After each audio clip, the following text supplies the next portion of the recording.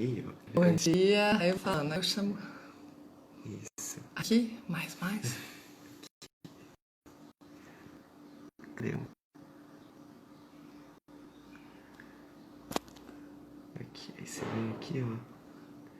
Daniela Almeida.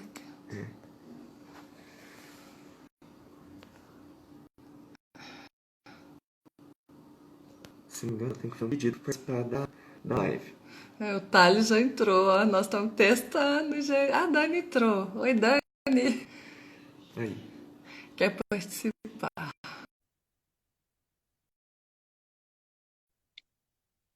Não tô aguardando.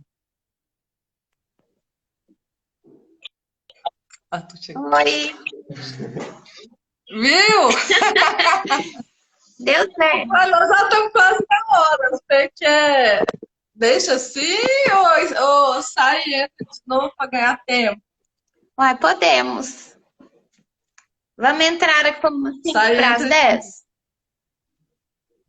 Vamos. O Thales já até entrou. Olha o Thales. Oi, Thales. Ai, gente! Ô, Dani, eu tava pensando na live, Ah, ó, o povo já tá entrando. Aí eu tava pensando na live, Dani, aí eu já acordo, já começo já chorando. Eu sou um ser, porque é o seguinte, quando você começa a pensar na sua caminhada, e aí de repente, nesse período de uma instabilidade, tá todo mundo em pânico, todo mundo em ansiedade e tal, e aí você começa a se reinventar, se repensar. Aí você tem uma ideia para fazer alguma coisa divertida que possa ser útil. E aí você começa a lembrar das pessoas. Você manda o convite, a prontidão das pessoas, o carinho. Aí eu já acordo chorando. Puro choro. Nossa!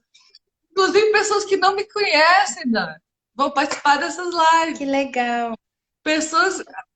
O povo já tá entrando, Dani. Eu acho que nós vamos falar. Qualquer coisa a gente emenda outra live. Se precisar, e fica uns 15 minutos, Ah, então tá. alguma coisa assim. Se, Porque tem jeito de emendar. Oi. a live, quando dá 1 hora, ela encerra sozinha. Encerra, mas geralmente a gente encerra antes, né? Eu geralmente encerro uns 3 minutinhos antes. E aí você vai acompanhando. Como que ele te avisa que tá acabando ou não te avisa? Você controla no relógio. Não avisa, a gente controla no relógio. Ele dá um aviso? Ah, o Arthur tá falando aqui que ele dá um aviso. Mas eu sempre olhei no relógio, né? Porque vai que você tem o relógio. Tem, dá uma olhada. Então nós começamos mais ou menos 10h45. Ah lá, o Leco. O Leco. Não, ele vai ouvir live de direito. Vai. Vai. Mas eu acho que direito, como é uma ciência social aplicada, é um conhecimento para a vida. Mas a gente precisa sintonizar com o que é o direito realmente e a serviço de que ele está. Para que serve o direito? Aquela pergunta, você passou no vestibular, né? Acabou de ser aprovado, e aí eu vou lá quando eu não tinha nem 17 anos, né? Quando eu passei no vestibular, conversei com meu irmão mais velho, o Carlos, que é para mim um grande mentor, é um exemplo de servidor público, inclusive, porque trabalhou mais de 30 anos na CEMIG, que é uma sociedade de economia mista. Uhum. Eu conversei com meu irmão e falei assim, Carlos, eu não sei do que eu gosto. Eu acho que eu não gosto de nada. Eu gosto de português e matemática. Com português eu gosto até hoje. Eu tenho até toque, né, Dani? Eu leio as coisas, eu vejo frase fora do lugar, eu tenho toque. Aí o que eu faço da minha vida? Ele falou, faz direito. Porque aí você tem um leque de opções. E é verdade. O Carlos sempre teve uma lucidez, sempre enxergou lá na frente. E aí direito realmente é um leque de opções. Por quê? Porque o direito regula as relações. entre nós humanos e entre seres sencientes também, os animais, e entre objetos, coisas também. Tem até uma parte do direito civil que é o direito das coisas.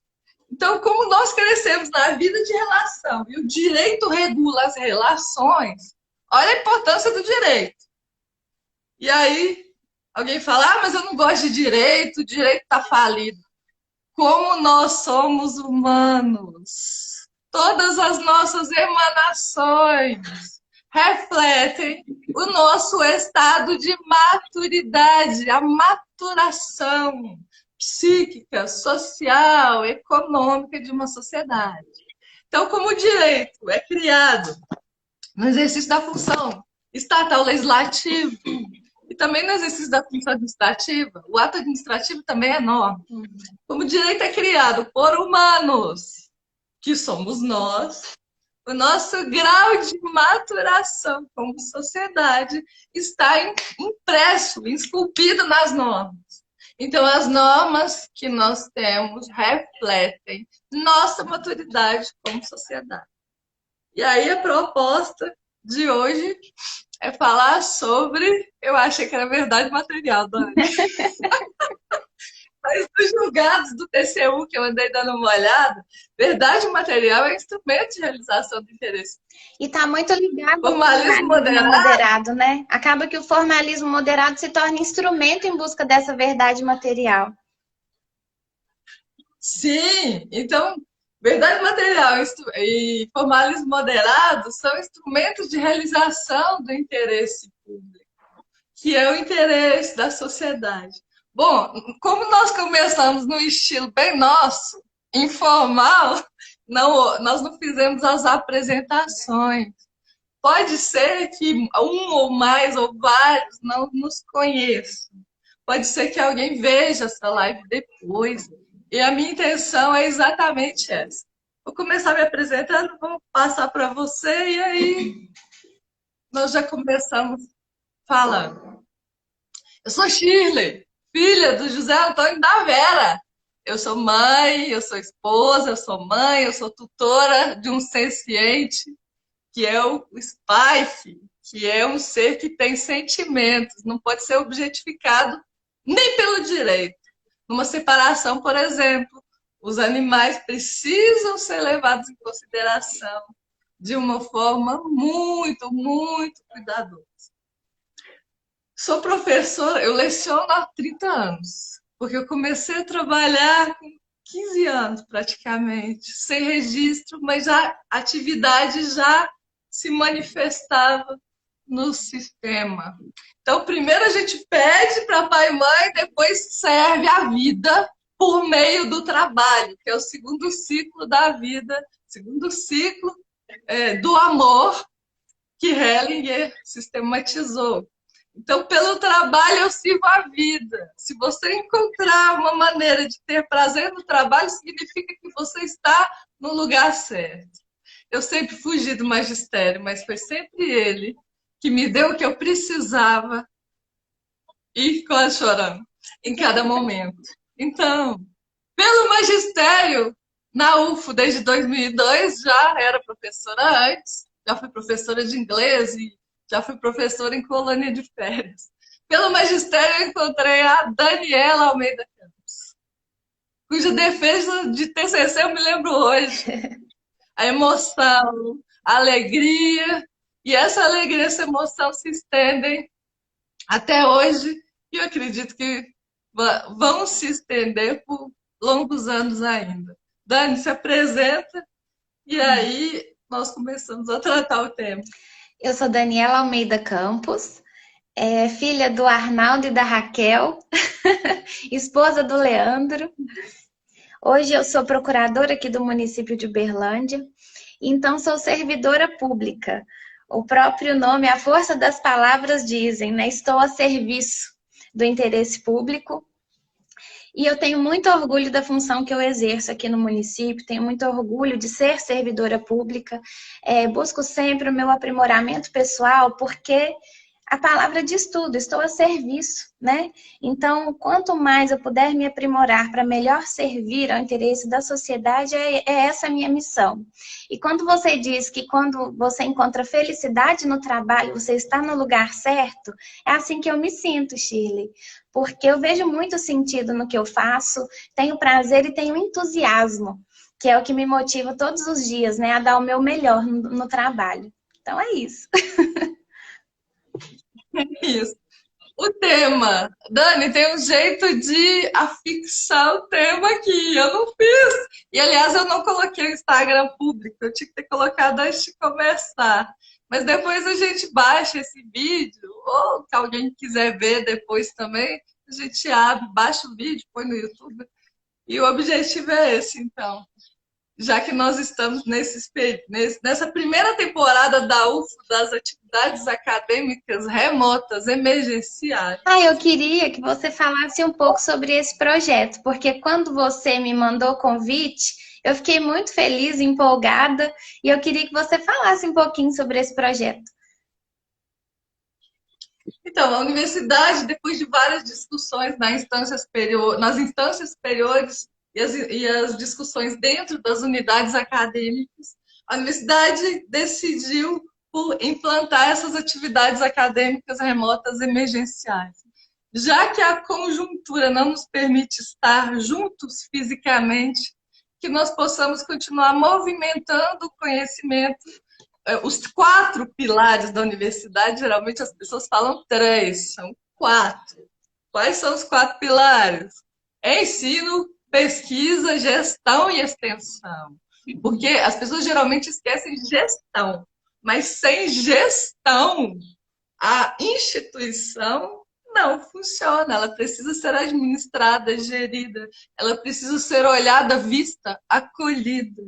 Cada membro, cada sujeito dentro da universidade, sejamos nós que integramos os quadros do serviço público, ou todos aqueles que direta ou indiretamente são destinatários das atividades inerentes ao serviço público de educação, precisam ser vistos, cuidados, atendidos e acolhidos, na medida do possível e de acordo com os imperativos circunstanciais que, nesse momento, nos fazem distanciar os corpos, porém nós estamos unidos no movimento da realização, da execução dessas atribuições inerentes ao exercício da função, que são ensino, pesquisa, gestão e extensão. Então, no tocante ao ensino, a sala de aula presencial não está funcionando. E aí eu falei, mesmo não estando oficialmente com o plano de ensino em vigência na primeira etapa dessas atividades lá da Faculdade de Direito, eu quero abrir para alguns convidados para conversar sobre temas inerentes ao direito administrativo e ao processo administrativo. E aí eu fui pensando em pessoas, chamei as pessoas que vieram da minha cabeça, principalmente no meu coração, e algumas pessoas me indicaram pessoas que eu não conheço.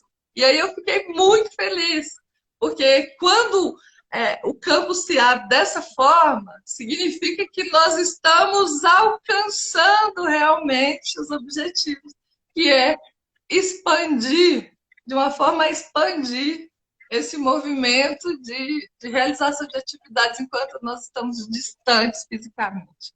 E aí eu tive essa ideia, eu fui chamando, os convites foram sendo aceitos, e a ideia é deixar registrado para que na segunda etapa da área e da UFO eu possa trabalhar com os alunos esses temas que nós vamos discutir nessas lives.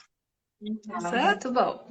E aí eu quero deixar registrado também minha alegria pelo convite, por poder falar de um tema que eu tanto gosto, que fez parte da nossa caminhada lá atrás, quando na faculdade já fui sua orientanda, a gente fez pesquisas de iniciação científica juntas, então a nossa história ela é longa, ela começou há muito tempo, e sempre voltada para a administração pública, consensualidade na administração pública, que é um tema que eu sempre gostei, sempre me interessou, essa aproximação entre o cidadão e o administrador, né? E sobretudo, essa visão de que por trás do cidadão e de um gestor existe um ser humano. Um ser humano que se conecta com sua Sim. atividade, que se dedica, e por trás disso tudo existe uma pessoa, e é o que dá sentido, né, para a nossa função, para a nossa missão de vida. Exatamente. Vamos lá. Vou começar falando em função administrativa, processo administrativo, um pouco de interesse público, verdade material, formalismo moderado. E aí você toma e fala o que quiser e pode me interromper a qualquer momento. Então, o que é a função administrativa? E aí, se eu esquecer o que eu estou falando, me lembra, por favor, porque a minha cabeça é muito mais rápida do que a fala, tá? Então, função administrativa, atividade estatal consistente na aplicação do direito. Perceba que eu não falei lei, por favor.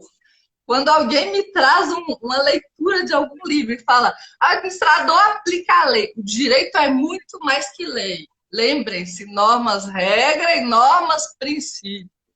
E aí os críticos dos princípios, já ouvi muita crítica, inclusive em órgãos colegiados que eu integro na universidade desde 2003.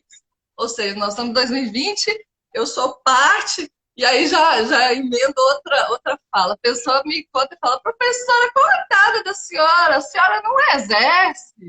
A senhora, ou se não, nossa, mas você não exerce. A pessoa confunde o curso de direito com a advocacia. Perceba, eu exerço ou não? Eu sou professora de direito administrativo em uma fundação pública federal, ou seja, uma autarquia federal, regime de autarquia, que compõe a administração pública indireta. Eu integro órgãos colegiados na universidade desde 2003, dando parecer e decidindo. Já substituí o diretor e hoje sou substituta da coordenadora de curso do curso de Direito. Já fui coordenadora do curso de Direito. Eu exerço ou não? Então, é questão de concepção e de abrir a visão. Voltando, função administrativa, era isso que eu estava falando, né, Dani? Era. Função administrativa. Atividade estatal consistente na aplicação do direito. Abre a cabeça. Enxerga o direito como sistema que deve ser harmônico, sistema de regras e princípios, cuja aplicação deve ser harmônica. Uma regra, se eu pegar uma regra e colocar no microscópio, o DNA da regra tem que ter algum princípio. Porque, como disse Celso Antônio Bandeira de Mello, atentar contra os princípios é muito mais grave do que atentar contra as regras, porque os princípios são bases, são pilares do ordenamento jurídico. Tá? Ainda que esses princípios tenham conteúdo um tanto quanto elástico e esse conteúdo possa ser manipulado, distorcido, para levar a conclusões teratológicas, vamos dizer assim, que constitui uma aberração, o princípio tem um núcleo central que é facilmente apreensível ou depreensível em face de uma circunstância concreta. Se o aplicador de direito tiver presença, centramento, estiver a serviço, ele vai olhar para um fato e vai conseguir ligar esse fato a determinado princípio. Geralmente mais de um, tá? Mas a determinado princípio. Então, o que é função administrativa? Ih, Dani, estou falando muito.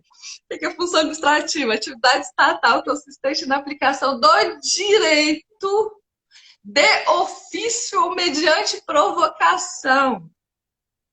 Por que é de ofício ou mediante provocação? Porque como o processo administrativo é o processo do exercício da função administrativa.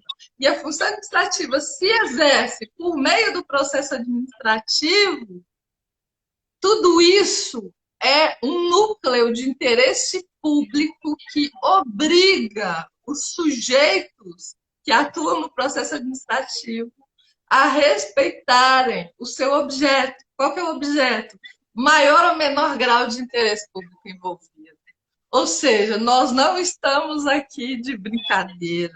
Nós estamos a serviço de um interesse que transcende eu, Chile, como pessoa física, sujeito de direito.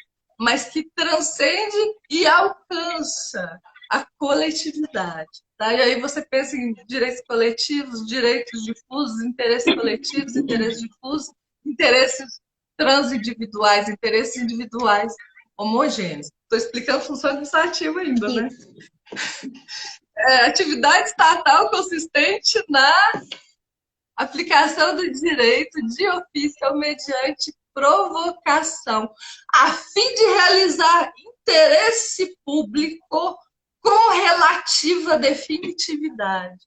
Realizar interesse público não é fazer a vontade da Daniela, mas fazer aquilo que o adulto bem colocado da Daniela precisa que seja feito em relação à sua situação jurídica, aos fatos que ela traz, em qualquer dos lados, em qualquer das posições no processo administrativo. E aí, para atuar em processo administrativo de uma forma válida, o indivíduo precisa se conhecer. E aí a pessoa fala, mas você está viajando na maionese. Leia um texto chamado A Missão, de Sami Storch. Cada um atua na medida dos seus emaranhados.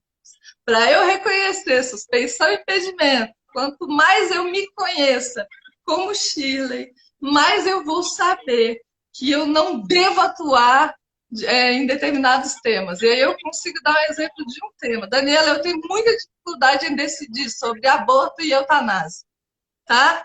E essas questões que vocês enfrentam inerentes à saúde no município, quando existe a determinação de comprar, de custeio de medicamento para determinada pessoa, ou quando existe a determinação de criação ou surgimento de um leito, afetação de um leito no hospital, quando todos os leitos estão cheios, eu tenho dificuldade enorme em decidir nesses assuntos.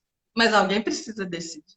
Então, eu me conhecendo, o que eu faço? Eu passo para trás e falo, não consigo, porque estou afetada emocionalmente, que alguém mais desafetado decida. E aí eu falo, falando de função administrativa ainda, né? Aplicação do direito de ofício mediante provocação para realizar interesse público com relativa definitividade. O que é relativa definitividade? Porque a administração, a decisão administrativa não faz coisa julgada. O que se chama de coisa julgada administrativa seria a irretratatividade ou imutabilidade da decisão no âmbito da administração. Mas, via de regra, essa decisão pode ser atacada na via judicial. Então, isso é função administrativa. Foi esse meio rápido, mas é isso. Processo administrativo. E aí eu falo 2 minutos, princípios, quanto tempo aí cada um tem que falar, me ajuda. Senão eu falei 10 minutos já. Senhor da glória, vamos lá. Processo administrativo, em uma linha, é o caminho de exercício da função administrativa.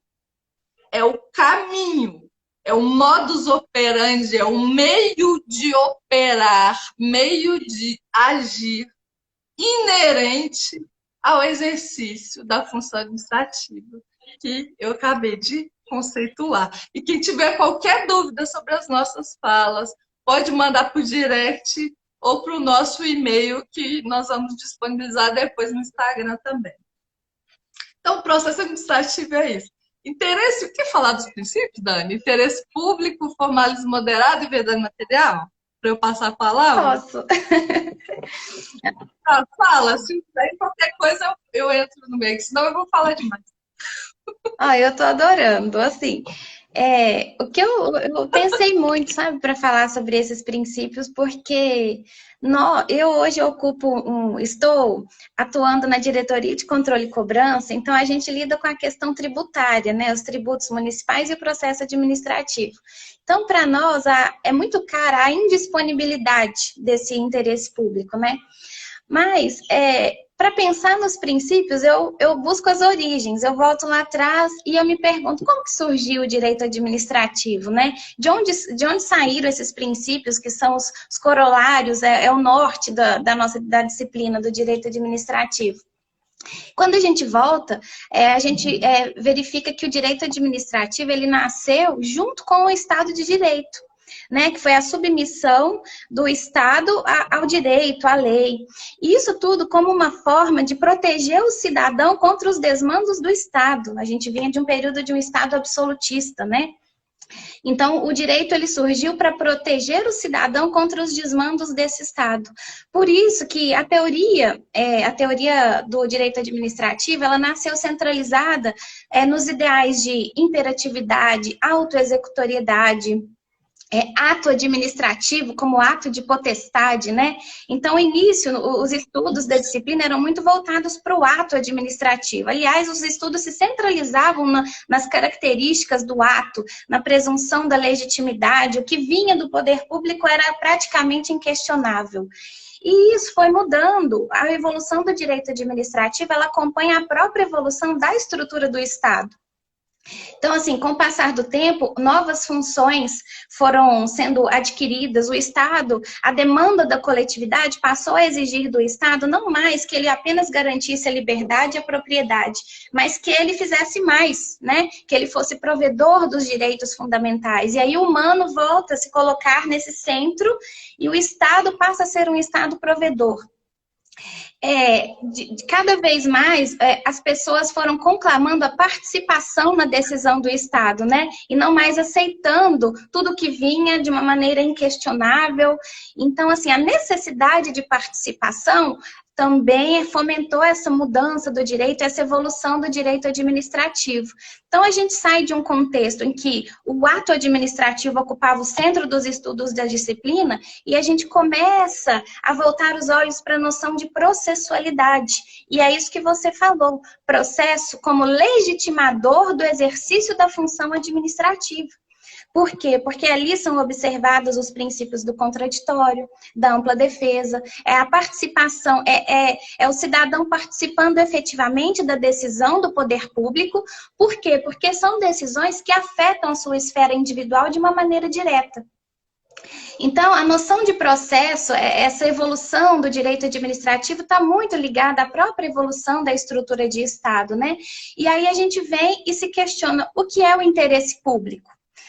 O professor Celso Antônio, que eu gosto muito, a gente sempre comentava muito sobre o que ele falava nas aulas, ele fala que o interesse público seria uma espécie de conotação coletiva de um interesse particular, né? Um conjunto de interesses particulares. E aí os autores mais modernos, e aí eu destaco aqui um procurador do estado do Rio de Janeiro, que eu gosto muito, Gustavo Binnenboim, ele questiona essa supremacia do interesse público sobre o particular. Será que hoje a gente ainda pode falar dessa supremacia? Será que um princípio de per si, ele pode ser considerado superior aos demais? Ele fala assim que para a gente analisar a prevalência de um princípio no caso concreto, eu tenho que me ater às características do caso, eu tenho que ponderar, eu tenho que ser razoável na minha análise, né? Então, um princípio não pode, de antemão, ser considerado superior, né? Nem mesmo o interesse público. Então, pensar em interesse público, eu acho que é pensar justamente no que melhor atende aos anseios dos cidadãos, mas diante do caso concreto. Porque pode ser que diante de um caso concreto, para defender o interesse público, deva prevalecer o interesse privado, né? Então, a análise ela é muito abstrata, ela é muito casuística, realmente. E quando a gente... Você precisa estar vazio, né, Dani? Precisa dar um passo para trás para olhar para o que é, exatamente como é, dizer sim e aplicar o direito. Porque se você já chegar cheio, você já tem uma conclusão antecipada, como seria um pré-julgamento. Muitas vezes nós entramos nas relações pré-concebidos. E aí nós não enxergamos o que é, exatamente como é, e aí na tomada de decisão, nós inconscientemente e involuntariamente, muitas vezes, nós não deixamos o processo fluir, mas nós já temos ideias pré-concebidas. Dani, o Jorge pediu para falar de disponibilidade e transação. Jorge. Eu tenho pesquisado muito porque agora no mestrado eu estou estudando sobre a transação tributária, né?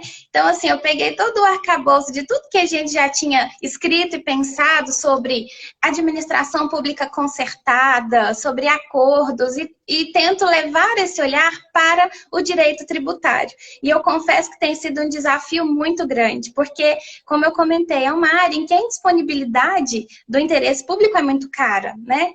Então, eu vou comentar um pouquinho ao final, sim, Jorge. Mas Tá. voltando para a questão do interesse público, eu achei muito interessante um julgado, e tá até o professor Gustavo Binemboim tem um livro, chama Temas de Direito Administrativo e Constitucional. Ele trabalha o que você comentou no início, que é a administração pública não está mais adstrita somente à lei, mas ao direito, né? A Constituição, hoje a gente fala que na prevalência do princípio da juridicidade, não mais daquela legalidade estrita. Então, assim, ele questiona vários dogmas assim do direito administrativo, né? Questiona principalmente a supremacia do interesse público sobre o privado, e ele dá um exemplo muito interessante de um julgado do STF, é uma DIN, eu até anotei o número dela, é 1753 do Distrito Federal. O relator era o ministro Sepúlveda Pertence, em que foi analisada a constitucionalidade de uma medida provisória que ela propunha o aumento do prazo para propor as ações rescisórias, para que o poder público pudesse propor as ações rescisórias, aumentava esse prazo de 2 para 5 anos, somente para o poder público, quer dizer, para as pessoas em geral continuaria vigendo o prazo de 2 anos. E ali, eu li o voto dele, ele fala muito isso, ele fala: olha, nesse caso concreto, o interesse público, ele determina que se prevaleça a isonomia e o devido processo legal. Então, não é pelo fato de ser poder público que eu vou simplesmente aumentar o prazo que ele detém para propor as rescisórias diante da supremacia do público sobre o privado, não. E foi muito interessante, ele fala, o próprio interesse público, nesse caso, determina que se preserve a isonomia entre as partes no processo. Então, foi um exemplo, assim, bem prático, realmente, do que a gente está falando aqui. É o caso concreto que vai me mostrar qual é o interesse público prevalecente, né?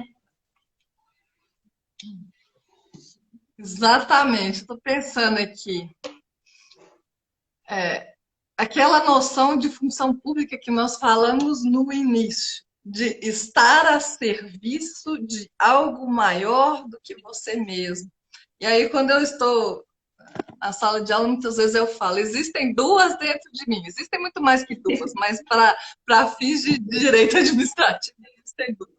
A 135 e a Shirley e a 135. Quem é a Shirley? A pessoa física que tem seus gostos, suas antipatias, suas preferências, que quer ficar na cama até 10 horas da manhã, por exemplo, e aí vai. E a 135, que é a servidora pública, que está a serviço, e que, independentemente dos seus gostos, das suas antipatias, das suas simpatias, tem o dever de exercer a função de modo impessoal, ou seja, com esse distanciamento necessário. Não significa que nós somos super-heróis. Presta atenção, nós somos humanos. Vai ter dia que a Shirley está debilitada, então a 135 está com menos energia. E está tudo certo. Qual é o significado, por exemplo, do princípio da eficiência? E aí a eficiência pode se desdobrar e se aliar ao interesse público, à verdade material e ao formalismo moderado. Eficiência é o dever da administração pública, ou seja, a norma jurídica que cria para a administração pública o dever de fazer o melhor possível diante das circunstâncias concretas. Então, se naquele dia o servidor está debilitado e ele tem o direito de estar doente, porque antes de agentes públicos nós somos humanos e temos uma dignidade que precisa ser respeitada e acolhida pelo Estado. Então, se a Shirley está com menos energia naquele dia, o melhor que ela consegue fazer é falar mais baixo. mas ela ainda está ali e ainda está exercendo a função. É preciso que nós olhemos com muito carinho para os nossos humanos que dão vida aos agentes públicos, porque a função pública só se exerce, só tem vida por nós humanos. E aí, cuidando dos humanos, nós estamos cuidando do exercício da função. Quando a gente fala sobre a importância do processo administrativo, eu me lembro das discussões no início, da questão de nós estamos falando de processo ou é meramente um procedimento administrativo? E aí o procedimento é entendido como a concatenação dos atos, né, tendentes a um resultado final. Mas a Constituição Federal, no meu entender, quando ela vem, ela garante aos litigantes em processo judicial e administrativo, contraditório, ampla defesa, ela pacifica essa questão. Nós estamos falando, sim, de processualidade ampla no direito administrativo. Então, quando a gente fala em processo, a gente ressalta isso, participação do cidadão. E também é uma forma de garantir transparência. Através de um processo, o cidadão sabe quais atos foram praticados pela administração, quais foram os servidores que participaram desse ato, qual foi o resultado final da solicitação que ele apresentou para o poder público. E também, Shirley, eu vejo muito pelo lado do servidor. O processo administrativo, ele não deixa de ser uma garantia para o próprio servidor público, de que ele está exercendo as suas funções corretamente, de que ele está se atendo aos ditames da legalidade no exercício da sua função. Então, de ambas as partes, o processo administrativo, ele veio como legitimador realmente do exercício dessa função administrativa. E você disse tudo, aquele que exerce função, ele maneja interesses alheios, interesses que não lhe são próprios e que, portanto, ele deve prestar contas do que ele exerce. Então, a processualidade, o processo administrativo, ele garante tudo isso. E aí eu ressalto também a maior qualidade das decisões. Se você tem ali uma decisão que você pode influenciar diretamente na tomada de decisão pelo administrador público, com certeza essa decisão vai ser melhor. Você vai recebê-la de uma maneira melhor e vai, com certeza, buscar respeitá-la, porque você participou do processo, você teve a oportunidade de se manifestar. Então, aí a gente vê a maior eficiência das decisões. Processualidade trabalha, sim, em prol da eficiência administrativa. E quando a gente pensa, já entrando no formalismo moderado, o processo, ele não é um fim em si mesmo, e nem pode ser. Né? Ele é tendente a isso, a um resultado final, a verificação de qual é o interesse público que vai prevalecer ali diante daquele caso concreto. Então, o formalismo moderado, ele vem para mostrar isso. O processo não é um fim que se encerra em si mesmo, ele é instrumento. E ele é instrumento, sobretudo, de garantia de direitos.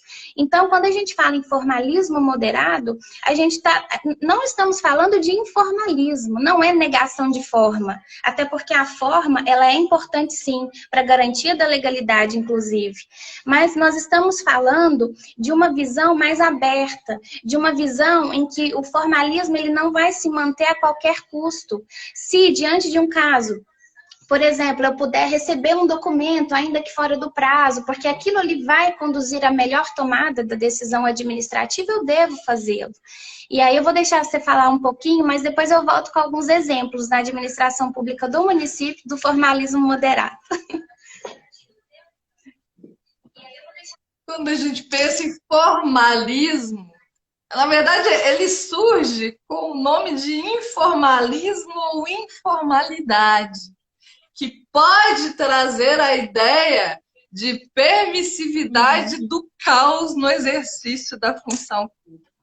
Ora, se eu estou a serviço como agente público, manejando interesses públicos, numa esfera pública, que é o processo administrativo, como se pode admitir a vigência de desordem, a vigência do caos? Então, inicialmente, os termos informalismo ou informalidade, e aí transmutados para formalismo moderado, pela professora Odete Medawar. Alguns falam em formalismo finalístico, lendo aqui decisões Eu abri muita coisa para ler, Dani, eu não sei da onde eu li esse formalismo finalista. É a mesma coisa quando às vezes eu cito alguma fala, às vezes a gente lê tanta coisa, ouve tanta gente, troca tanto que a fonte, mas se alguém precisar da fonte, nós conseguimos achar essa fonte. Então, formalismo finalístico. Eu chamo de formalismo razoável ou racional, que pressupõe a presença no exercício da função administrativa.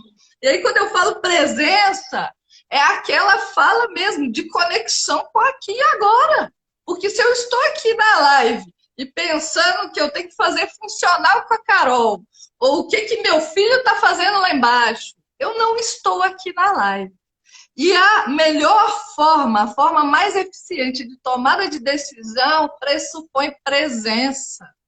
Nós precisamos estar atentos à realidade que se nos apresenta para a tomada de decisão. Então, é um formalismo racional, é um formalismo presente, é um formalismo, entre aspas, com cérebro. Ou seja, raciocina, fala alto o tema, fala o tema que você está decidindo, fala alto para ver se você entra em contato com aquilo que é o objeto da decisão e decide. Por exemplo, é racional eu marcar uma prova para os alunos às 6 horas da manhã, se a aula começa às 7 ou às 8? É racional eu invalidar um certame licitatório inteirinho, porque a pessoa colocou 4 de junho, ou seja, um erro material de grafia do mês de junho ou julho. É racional eu invalidar a inscrição de alguém que quer gozar ou fluir de um serviço público por meio de um ato administrativo de admissão. Por exemplo, se o Arthur Henrique está aqui na minha frente, se ele deu uma distraída, escreveu Arthur Eurico, sei lá, já aconteceu, gente. Vocês podem estar rindo, mas eu já assinei meu nome errado. Eu não sei se vocês já fizeram isso.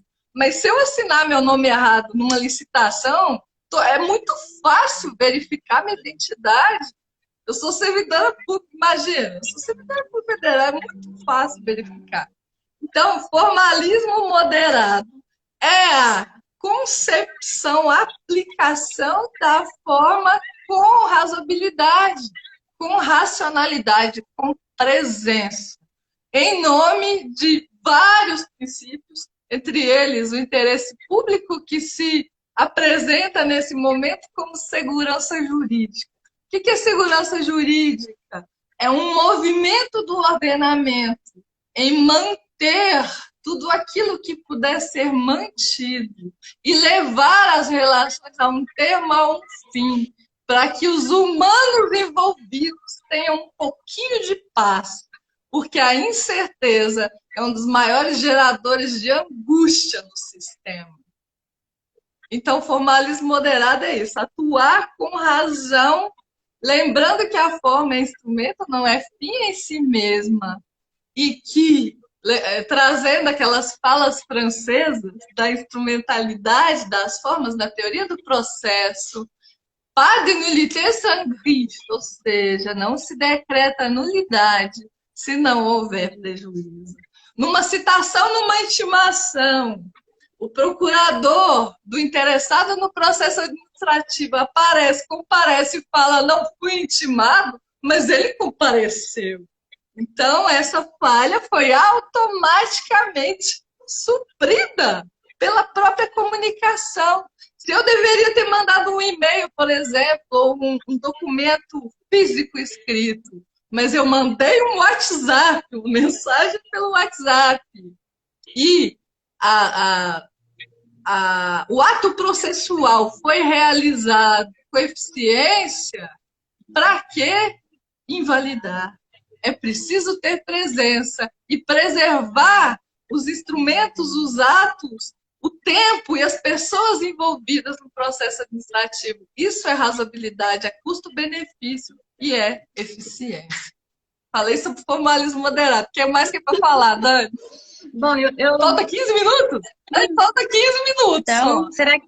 Ó, eu vou comentar alguns exemplos, porque o formalismo moderado pode parecer que a gente está falando de algo muito abstrato, né? Mas não, ele está positivado no nosso ordenamento. E aí eu ressalto aqui, por exemplo, a Lei Geral de Processo Administrativo, a Lei Federal 9784, ela traz expressamente no seu artigo 2º, no parágrafo único, incisos 8 e 9, ela fala que a administração pública, nos processos administrativos, serão observados os seguintes critérios. Aí ele fala: observância das formalidades essenciais à garantia dos direitos dos administrados, e é o que a gente comentou, a formalidade ela é essencial na medida em que garante os direitos das pessoas, né?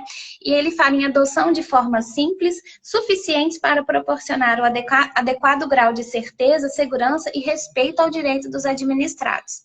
Em Uberlândia, nós temos a nossa Lei de Processo Administrativo, a Lei 8814 de 2004, e ela, assim, ipsis literis repete vários dispositivos da lei federal, inclusive estes. E recentemente, em 2017, nós tivemos aprovada aqui a Lei de Processo Administrativo do PROCON Municipal, Lei Complementar 628 de 2017, que também traz essas mesmas disposições, essa garantia desse formalismo moderado, e ela fala expressamente que no artigo 52, que a inobservância de forma não acarretará nulidade do ato, salvo se houver prejuízo para a defesa. Então, assim, o ordenamento público, ele positiva expressamente isso. E eu lembro também da Lei Federal 13.460 de 2017, que foi aquela lei que dispôs sobre a participação, proteção dos usuários do serviço público, trouxe várias disposições referentes à proteção dos direitos dos usuários. E ele fala que os agentes públicos e os prestadores de serviço devem observar como diretrizes: eliminação de formalidades e de exigências cujo custo econômico ou social seja superior ao risco envolvido, e ela fala expressamente na orientação para que a administração pública exerça a simplificação de processos e procedimentos. Então, quando a gente olha para a sociedade, a gente tem que ter noção de que existem pessoas com todos os níveis de escolaridade. A gente precisa simplificar procedimentos. Eu falo de um exemplo pessoal que me marcou muito. Na época, eu me lembro que eu até comentei com os colegas do mestrado de pegar processos administrativos, requerimentos, formulários e ter uma assinatura com uma digital. Pessoas que sequer sabem escrever. E nós, enquanto servidores, temos que ter a consciência de que estamos ali para atender a todos igualmente, né? Todos da mesma forma. E na administração pública eu vejo essa preocupação com esse formalismo moderado. Por exemplo, a nossa lei fala, né, que os requerimentos devem ser deduzidos por escrito, mas no nosso núcleo de protocolo existem formulários prontos para as pessoas que chegam querendo apresentar alguma solicitação. Então, como forma de facilitar, existe esse formulário. Esses pedidos são reduzidos a termo pelos próprios servidores. Então, assim, no nosso dia a dia, a gente vê realmente que o formalismo moderado, na medida em que não atende-se contra a legalidade, eu ressalto isso sempre, ele deve e ele é, sim, observado pela administração pública municipal. Nós que lidamos ali diariamente com os processos administrativos, a gente vê isso todo dia. E isso é muito positivo, né? Eu tô pensando aqui, quem só oferece aquele que recebeu e aí consegue transbordar. Para o servidor ter consciência do outro e conseguir acolher aquele que não teve as mesmas chances que ele teve, ele precisa primeiro acolher a ele mesmo, com as suas deficiências, com as suas fraquezas, com as suas limitações. Então, falando em comunicação compassiva, chamada comunicação não violenta, comunicação consciente, comunicação compassiva, comunicação pacífica. O que é comunicar? É tornar comum. Se eu falo e o outro não entende, e aí essa fala se estende a todas as decisões estatais. O Poder Judiciário também, muitas vezes, as decisões são tão complexas, prolixas e técnicas, que aquele que sofrerá os seus efeitos precisa de um tradutor, de um intérprete, muitas vezes, para entender o que vai acontecer na vida dele. Nós precisamos chegar a um ponto em que a nossa fala e os nossos atos se revistam de uma simplicidade que os torne mais efetivos e que amplie o acesso à justiça. E quando eu falo acesso à justiça, não estou falando de poder judiciário. Acesso à justiça significa acesso à aplicação eficiente, racional e humanizada do direito. Então, é preciso que nós, os agentes públicos, tenhamos em vista que nós trabalhamos a serviço de uma sociedade muito machucada, muito dolorida e, muitas vezes, pouco educada, no sentido de que não teve acesso à educação que o próprio Estado falha em promover. Então, é preciso, lembrando lá do Pequeno Príncipe, o essencial é invisível aos olhos, só é visível aos olhos do coração. E o essencial é simples. É preciso que nós tornemos a administração mais eficiente, mais operacional, pela simplificação, inclusive da linguagem, toda vez que for possível. Né? Isso é muito importante. E aí, não sei como é que está nosso tempo, Dani. mas a gente encerra ou volta? Porque a gente começou mais cedo, o que você acha? E eu queria pode fazer mais uns 15. Eu queria comentar, dentro disso que você falou, enquanto servidores, o princípio da autorresponsabilidade. Deve falar muito alto, né? Porque, assim, eu sempre falo sobre essa frase que está fixada, assim, nos corredores da prefeitura. Como é que... Agora... A imagem que o serviço público tem vem do exemplo que você, servidor, dá. Então, nós, servidores, temos que ter autorresponsabilidade, porque somos nós que construímos realmente a imagem do serviço público, né? Então, dentro do que você falou, lembrei dessa frase. Dani, mas a autorresponsabilidade passa pelo processo de adultecer. Isso. Nós temos muito poucos adultos no mundo. Se eu decido contra a Daniela, porque eu tenho inveja da trajetória dela e não suporto ver o brilho dela, eu não estou no adulto. E significa que eu preciso olhar para essa minha dor e muitas vezes dar um passo para trás. Lembra lá da remoção punitiva? Desvio de finalidade. Significa que o agente precisa cuidar mais dos sentimentos dele para conseguir o necessário distanciamento. Então, autorresponsabilidade é para quem reconhece que as consequências que acontecem no exercício da função e fora dela são diretamente relacionadas às escolhas que esse agente ou que essa pessoa faz. E muitas vezes a pessoa acha que o mundo está contra mim. Mas espera aí, pode ser que a ele não foi dado o momento de se manifestar. Pode ser que ele não foi ouvido, pode ser que seus direitos tenham sido preteridos, mas tudo faz diferença dependendo da forma com que você vai cuidar e exigir desses direitos. E aí, pensando na cultura de paz, a paz começa dentro de cada um. Se eu conseguir ter um pouquinho de paz dentro de mim, com essa autorresponsabilidade, eu consigo conversar com a minha colega que pensa diferente, sem levar para o lado pessoal e não precisando transformar essa conversa numa ação de improbidade envolvendo o Ministério Público Federal, por exemplo, e movimentando a Justiça Federal. Em vez de eu acusar a Daniela de improbidade por atentado aos princípios, eu converso, Daniela, é muito difícil para mim ver esse brilho todo. E a Daniela, amorosa do jeito que é, vai virar para mim nessa posição e vai falar, Shirley, eu vejo você e você faz parte. Então, o diálogo, a autorresponsabilidade e o autoconhecimento podem ser instrumentos de manutenção e preservação dos interesses públicos no exercício da função administrativa, por meio da manutenção da paz. Eu não sei quanto tempo que nós temos. 5 minutos, Dani. Eu queria ler uma poesia. Lê a poesia. Nós vamos recomeçar? Nós vamos falar mais 15? Ué, não sei, você que sabe. Eu separei uma poesia, era pra gente encerrar, mas se você quiser, a gente volta também, que assunto temos. Fala poesia que a gente resolve. Essa poesia eu separei para ler. Sempre eu gosto muito de poesia, né? E assim, eu separei pensando justamente nisso. No servidor público que acorda, a gente tem as nossas pedras, né, que a gente carrega. Só que quando eu tô ali, eu tenho que me despir disso tudo que eu trago, dessa bagagem que vem comigo e ter consciência de que eu estou no exercício da função. Eu manejo interesses alheios, eu tenho que dar o meu melhor ali para melhor atender ao interesse público. E tem uma poesia da Cora Coralina que eu gosto muito, chama Aninha e Suas Pedras.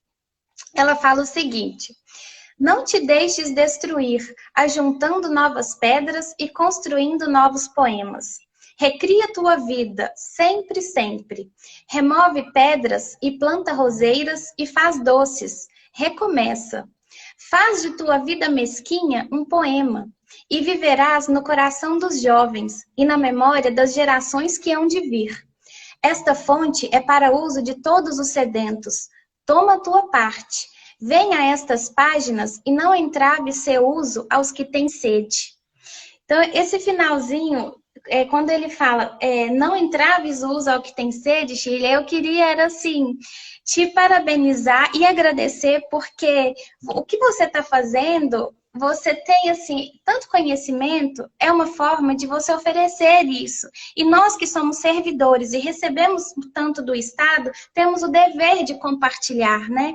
De compartilhar o nosso conhecimento, de estar aberto a esses anseios das pessoas pela sabedoria, por tudo isso. Então, assim, toma a tua parte, mas equilíbrio entre dar e receber. E é o que a gente tenta na nossa vida, é a nossa missão de vida, né?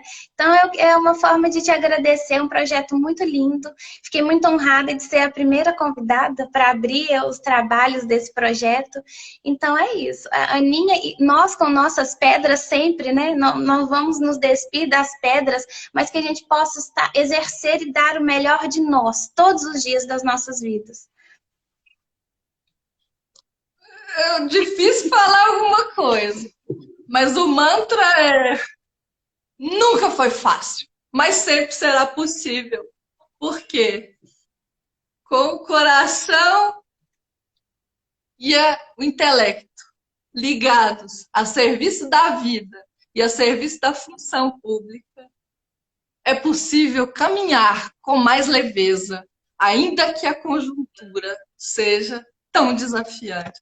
Dani, é uma honra e uma alegria. Eu ficaria 3 horas aqui. Eu também. E aí a gente vê se refaz, se faz outra oportunidade ou se vai mais uns 15 minutos. Eu queria também. Gratidão a todos. Eu queria só fazer um agradecimento também aos meus colegas do Procon, o Pedro e também o meu colega que escreveu uma dissertação sobre o tema. E eu gostei muito. O Pedro me mandou o Gustavo Ferreira. Ele tem uma dissertação, está disponível no repositório de monografias da UFO, gente, sobre o formalismo moderado. Gustavo, parabéns, eu gostei muito do texto. Então, e me ajudou também a preparar isso. E também eu quero mandar um abraço para o pessoal da Pramute, né? Eu estou como presidente lá para os meus colegas, tenho certeza que estão presentes, vi vários comentários aqui de colegas, agradecer de coração a presença de todos vocês. Então, eu agradeço a oportunidade de passar esses momentos aqui conversando. Eu nem vi o tempo passar. Nem eu. Eu nem sei o que aconteceu direito, mas eu espero que tenha sido útil. Nós podemos fazer outras conversas sobre outros temas, permanentemente convidada. Obrigada. Uma honra e uma alegria ter você em minha vida. Gratidão a todos que participaram, falando, comentando ou se sintonizando com essas conversas aqui e agora. Na próxima semana, mais lives e aí os cartazes serão oportunamente divulgados. Muitos convidados do meu coração, pessoas que eu conheço e não, e aí eu só posso agradecer. Só posso agradecer a oportunidade de receber pessoas tão queridas para conversar sobre direito administrativo. Um beijo grande, Dani. Beijo, Beijo para obrigada. todos que estão conosco. Até Tchau, a tchau. próxima.